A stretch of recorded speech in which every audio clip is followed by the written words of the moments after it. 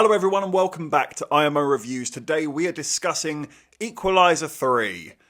And I'm just going to come straight out and say it, this was not good. I know what you're thinking, oh my god, he's already exploding. It's only been 10 seconds. And I will try and keep a lid on things, but this is not me being some sort of cinema snob that I can be at times. I absolutely recognise that sometimes a film can just be John Wick or The Equalizer, and that's fine. But considering the previous instalments of this franchise, I went into Equalizer 3 with quite the low bar. If we could walk out of this with, I don't know, a 4 out of 10, a 5 out of 10, I'd probably say that's par for the course when it comes to this franchise. And yet somehow, those standards were clearly still too high for the Equalizer 3, as it just completely and utterly failed to get off the ground before my eyes. As always, I do try my best to find a positive with any movie. People work on these projects for a long time, they put a lot of thought, time and effort into them. Surely there must be something positive to say about it. Well, this is it, people. The Equalizer 3 has finally left me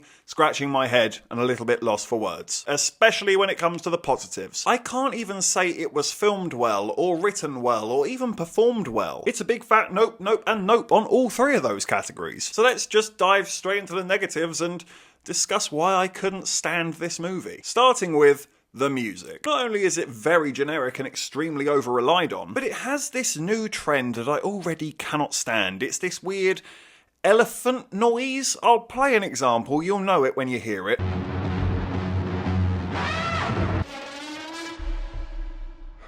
It's awful. It's just awful, awful, awful. It's hard on the ears. I don't know who thought this was a good idea, who started this trend, but pack it in already, because I hate it. It's the new Hans Zimmer Boam, but at least the Boam kind of had some sort of effect on the film. The only film, and I mean the only film, that has managed to use this sound in its design and do it well was the original Spider-Verse. It really fit the villain of the Prowler. It made him intimidating, it matched his speed and the quick nature in which he moved, it made him scary and threatening. Here it is just...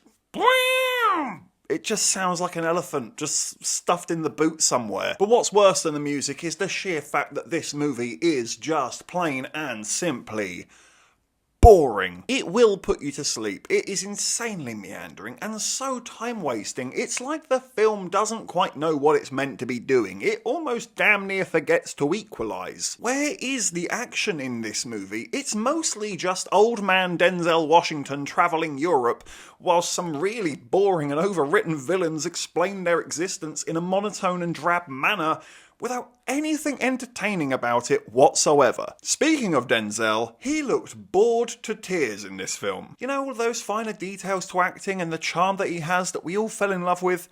Yeah, there's none of that here. He just looks like he cannot wait for this thing to be over and he can just move on to the next project. And to be honest, can you blame him? Get your paycheck, move on. Because this movie has one job.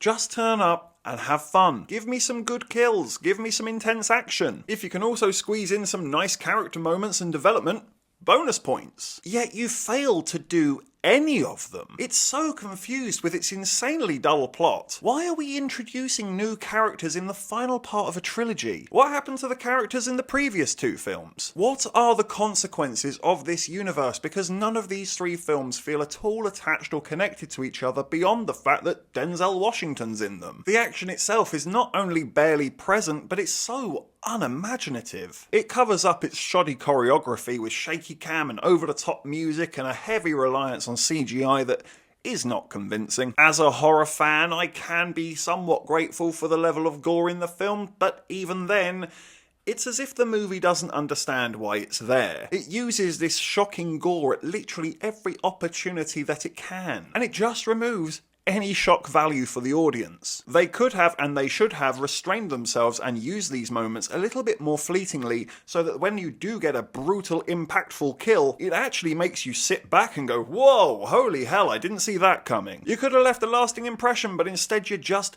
numb the audience to it immediately. So what's the point? Let's just reduce the value of absolutely everything. It has no purpose, we're just doing things. And of course, it just wouldn't be IMO Reviews if we weren't going to complain about the pacing. This film rushes through its action rather than has fun with it. The whole stopwatch gimmick of this franchise where he can kill people in 10 seconds flat and he's very meticulous and he does it exactly on cue as he says he will, it actually uses that gimmick to speed things up. It just makes it rush through the proceedings. It sucks all the fun out of it. It seems more hellbent on meeting that 9 seconds exactly than doing something interesting in those 9 seconds. But there's just no depth or development to this character. Guess what? Yep, he's still perfect all the time, every single day, always. I know it's cliche, but why couldn't we have done something interesting with this character? Maybe he's getting too old for this. Maybe he says he'll do it in 10, he does it in 11. Maybe he does eat a right hook and have a loose tooth and he has to spit it out. Maybe, just maybe, he's human and we could relate to him? Nope, no chance of that. We have to sit and watch this completely implausible robot man for an hour and a half. Terrific. It's just so poorly written and there's such little thought being put into this project. There's these absolutely shameless black and white flashbacks to previous kills and it just falls so flat on its face. You can convey this in a really interesting and powerful way. This has emotion, this is regret, this is a consequence of his actions. This has weight to it. You can cut your characters wide open and make them vulnerable in these moments. And the idiots who made this movie just used it as an excuse to inject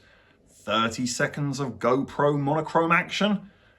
And it sucks. Clearly something that was added in the edit after they realised that this movie is as boring as watching paint dry. The film has absolutely no character and has pretty much no action, so let's inject this terrible scene that bludgeons both to death with a rock. I can't even say the sets or the locations were that great. It's so rough, scruffy, and frankly quite ugly, with a heavily black and grey colour scheme and lighting that ranges between poorly lit and very poorly lit. Walking out of the Equalizer 3, I just absolutely have the impression that this film only exists out of contractual obligation. Nobody seemed to want to do it, and everybody seemed to just want to get it done and rush through it. Save yourself some money and avoid this one if you value your precious free time. I'm going to give the Equalizer 3 a 1 out of 10.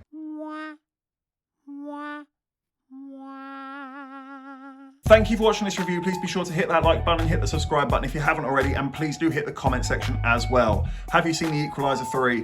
What did you think about it? Let me know in the comment section below. And of course, if you haven't had enough of this crazy ginger, well, you can always click on these suggested videos right here and get yourself lost in an IMO wormhole. But if not, take care, and I look forward to seeing you on the next review.